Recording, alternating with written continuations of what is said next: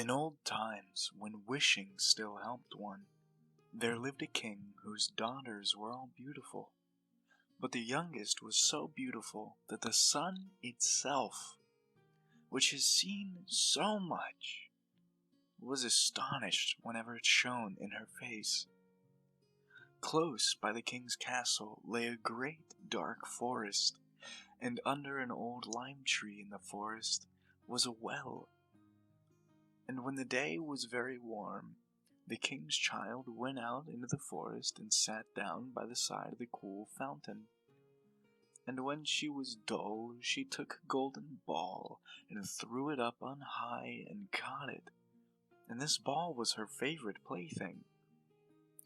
Now it so happened that on one occasion the princess's golden ball did not fall into the little hand which she was holding up for it, but onto the ground beyond, and rolled straight into the water.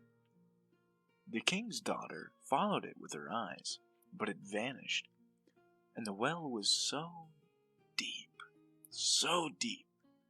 that the bottom could not be seen. On this, she began to cry, and cried louder and louder, and could not be comforted. And as she thus lamented, someone said to her, "What ails thee, king's daughter?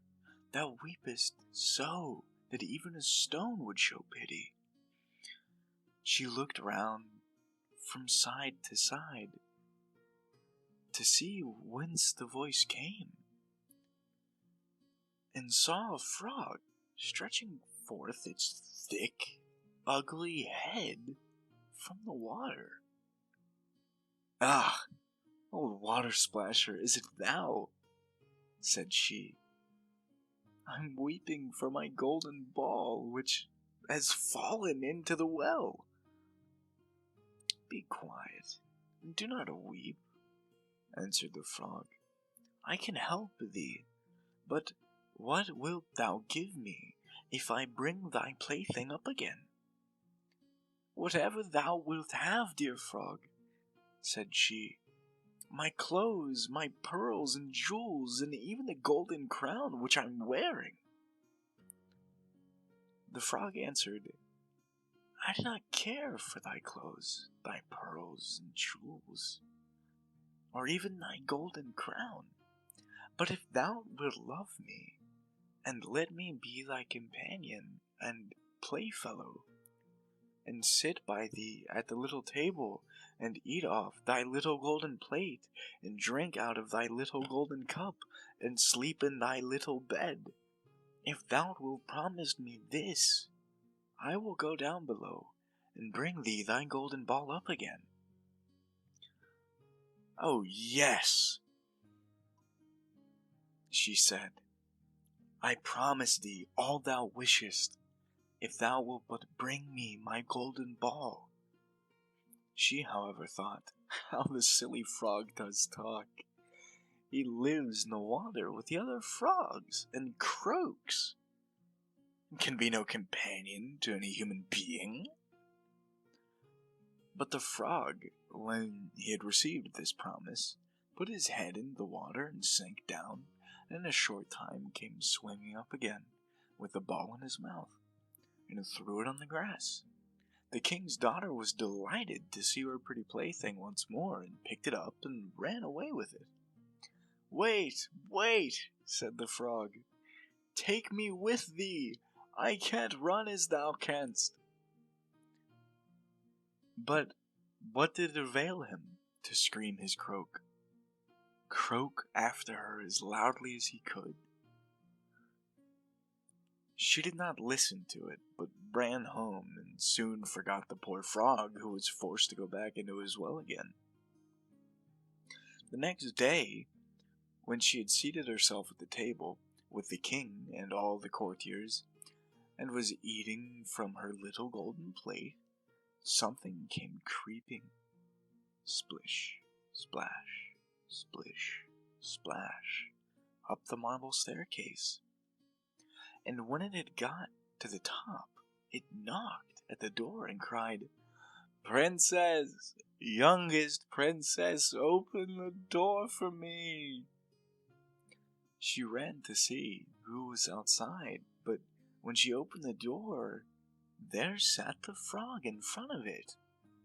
Then she slammed the door.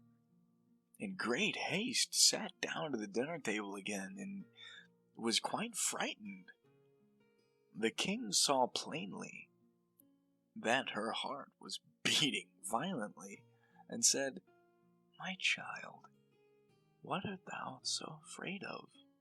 Is there perhaps a giant outside who wants to carry thee away?"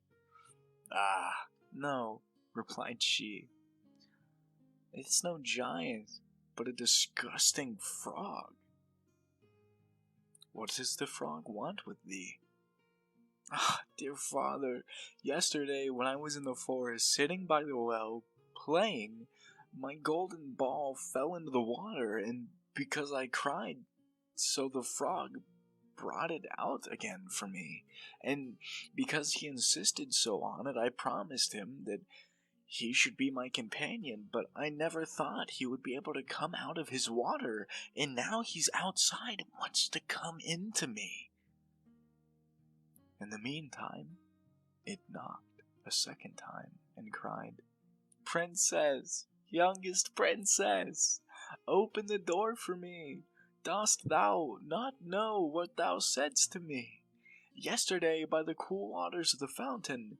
Princess, youngest princess, open the door for me."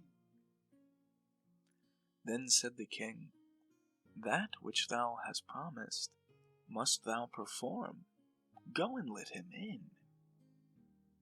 She went and opened the door, and the frog hopped in and followed her, step by step, to her chair. Then he sat still and cried, "Lift me up beside thee." She delayed until at last the king commanded her to do it. When the frog was once on her chair, he wanted to be on the table, and when he was on the table, he said, "Now push thy little golden plate nearer to me, that we may eat together." She did this, but it was easy to see that she did not do it willingly. The frog, however, enjoyed what he ate, but almost every mouthful she took, it choked her. At length he said, "I have eaten, and am satisfied. Now I am tired. Carry me into thy little room, and make thy silken bed ready, and we will both lie down and go to sleep."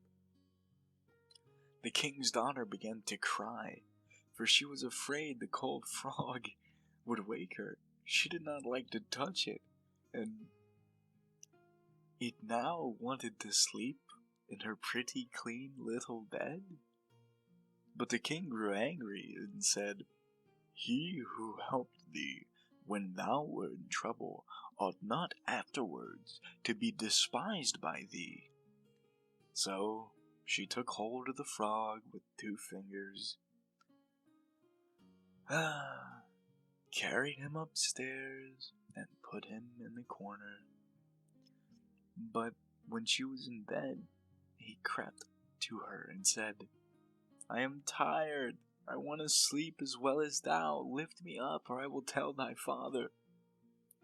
Then she was terribly angry, and took him up and threw him with all of her might against the wall. "Now thou wilt be quiet, odious frog," said she. But when he fell down, he was no frog, but a king's son with beautiful, kind eyes. He, by her father's will, was now her dear companion and husband.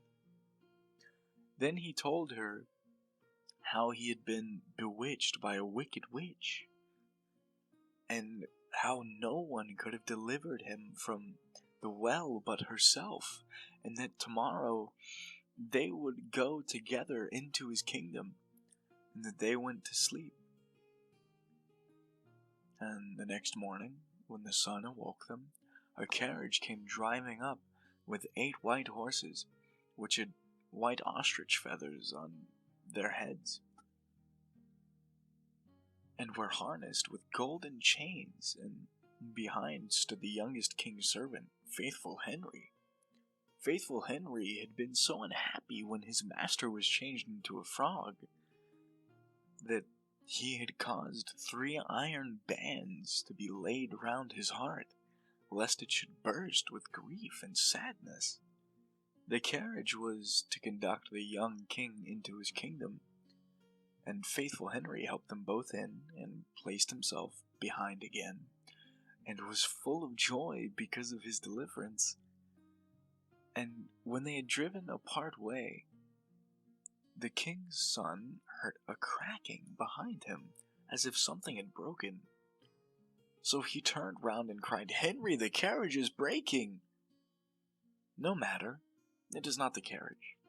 It is a band from my heart, which was put there in my great pain when you were a frog and imprisoned in that well." Again, and once again, while they were on their way, something cracked, and each time the king's son thought the carriage was breaking. But it was only the bands which were springing forth from the heart of Faithful Henry, because his master was set free, and he was happy. The end.